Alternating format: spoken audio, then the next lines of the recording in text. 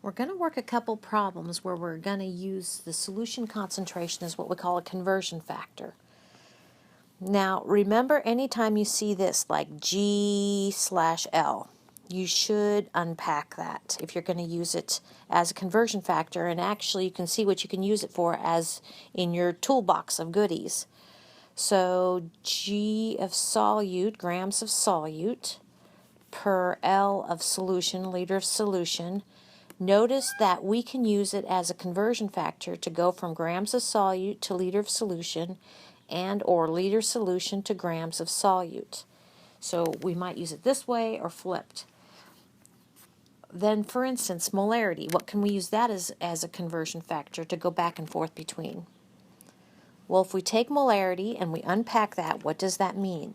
It means moles of solute per liter of solution. So if you know what the units are, then you can go from units of moles of solute to liter of solution, or you can go from units of liter solution to moles of solute. It's your choice what you need to do, and if you'll use it like that or flip it. One more solution concentration we actually talked about before. Doesn't have to be a solution, but it has to be a mixture. We can talk about mass or weight percent of the components in the mixture. In terms of solution, it looks like this then. Grams of solute, that's a component in a solution, per 100 grams of solution.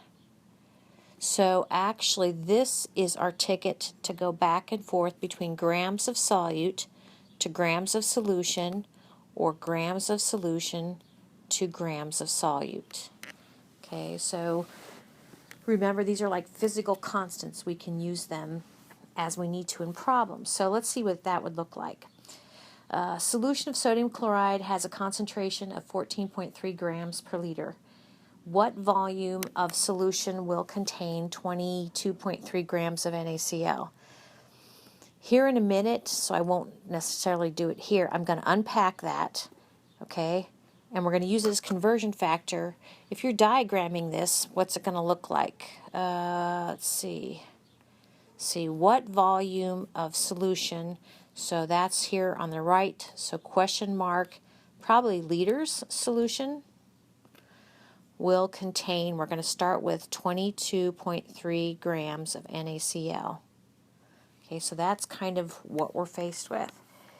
Like I said, I should really never, if I'm grading stuff that you've written out, you're working a problem, I should never see you work a problem and have it anything like with a per, no slashes in your working problems. You should always unpack it. So do you see how 14.3 G/L really means 14.3 grams of NaCl per 1 liter of solution? Now notice that for this same, we might have to use what we call the reciprocal or the flipped version, depending upon what we need to cancel, right? So we could also say 1 liter of this solution contains 14.3 grams of NaCl. This flattened version actually is kind of nice. It's again saying the exact same thing. For this particular solution, we can say that 1 liter of solution is equal to 14.3 grams of the solute, NaCl. So here we go. Let's work the problem. The first term is going to be the thing we want to convert. That's the 22.3 grams of NaCl, and I would usually put that over 1. So what does the next term look like if I want grams of NaCl to cancel, be left with liters of solution? It looks like this, where we put 14.3 grams of NaCl on the bottom. So it will cancel, the units will cancel with grams of NaCl in the first term, and we're left with units of liter solution, which is perfect. And then how do we need to round our answer? Of course, we need to round it to 3 significant figures. Very good. 1.56 liters of solution. And I don't know if you, can you almost see where this could be a practical thing? Like, let's say that you know that you need this mass of solute. Well, this is the volume of that solution, particular solution you need to measure out.